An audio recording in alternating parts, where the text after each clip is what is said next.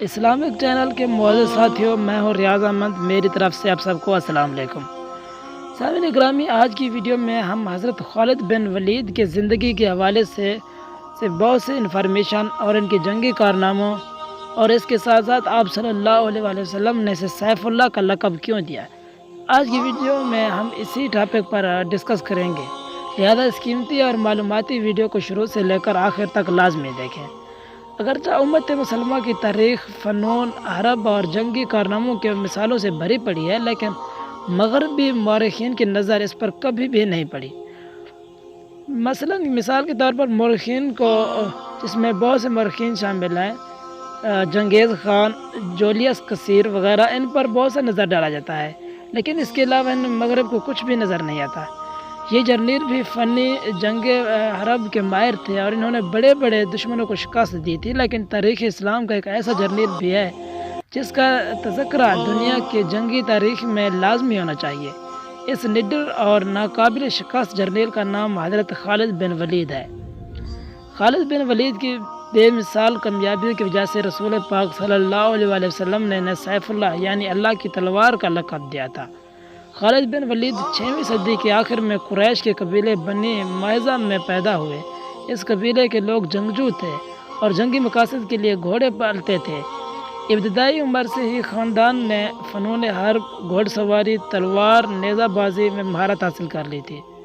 انہوں نے بہت جلدی سیکھ لیا تھا کہ کس طرح اونٹوں کے ذریعے ریگستان کو جلد از جلد عبور کیا جا سکتا ہے اور کس طرح گھوڑوں کے ذریعے دشمن پر حملہ کیا جا سکتا ہے۔ خالد بن ولید کے والد نے اپنے بیٹے کو حربی فنون میں ماہر بنانے کے لیے اس قدر محنت کی اور ان کو تلوار، نیزہ بازی بھی سکھائی، بلکہ انہیں شیر جیسے مہلکہ خطرے سے نمٹنے کے لیے بھی تیار کیا تاکہ وہ دشمن کے کسی بھی جال کا نشانہ نہ بن سکے۔ 12ویں صدی کے ایک مورخ ابن عسکر نے لکھا ہے کہ خالد بن ولید نے ایک مرتبہ ایک جنگ کے دوران دشمن کو زیر کرنے کے لیے ان کے سامنے زہر پی لیا تھا تاکہ دشمن لڑنے سے پہلے ان کی دہشت ان کے ہاتھوں شکست کھا جائے، لیکن اللہ کے حکم سے خالد بن ولید کو کچھ بھی نہ ہوا۔ اسلام قبول کرنے سے قبل جنگ احد میں مسلمانوں کا شدید جانی مالی نقصان بھی خالد بن ولید کی جنگ حکمت عملی کا ثبوت تھا، لیکن اسلام قبول کرنے کے بعد وہ نہ صرف مسلمانوں کے کمانڈر تھے بلکہ انہوں نے حضور پاک صلی اللہ علیہ وسلم کے حلقہ قرابت داروں میں بھی جگہ بنا لی تھی۔ اصل میں قبول اسلام کے بعد ہی خالد بن ولید کا جنگی کیریئر شروع ہوا تھا۔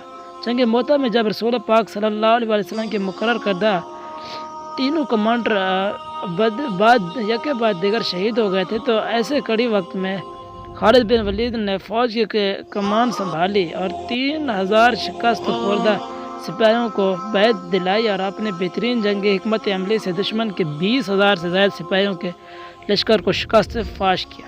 خالد بن ولید کی کمان میں مسلمانوں نے اس قدر جنگوں میں فتوحات حاصل کی کہ مسلمانوں میں یہ تاثر پھیل گیا کہ ہماری فتوحات صرف خالد بن ولید کی وجہ سے ہے، اگر یہ نہ ہوتے تو ہم شاید جنگوں میں ہار جاتے۔ اس قائل کو دور کرنے کے لیے حضرت خالد بن ولید نے کچھ عرصے کے لیے خالد بن ولید کو کمانڈر کے عہدے سے معزل کر دیا تھا۔ خالد بن ولید زندگی بھر شہادت کی خواہش دل میں لیے جنگوں میں لڑتے رہے۔ ان کے بدن کا کوئی حصہ ایسا نہ تھا جہاں 3 تلوار، نیزے یا کسی دوسرے ہتھیار کا زخم موجود نہ ہو، لیکن انہوں نے شہادت نہ ملی۔ علماء کرام اس کی وجہ یہ لکھتے ہیں کہ چونکہ خالد بن ولید اللہ کا لقب دیا گیا تھا، اس لیے انہوں نے میدان جنگ سے شہادت نصیب نہ ہو سکی، کیونکہ کسی کو مجال نہیں کہ وہ اللہ کی تلوار کو شکست دے سکے۔ زندگی بھر خالد بن ولید کے ہاتھوں میں تلوار کا دستہ رہا اور وہ اللہ کی راہ میں جہاد کرتے رہے۔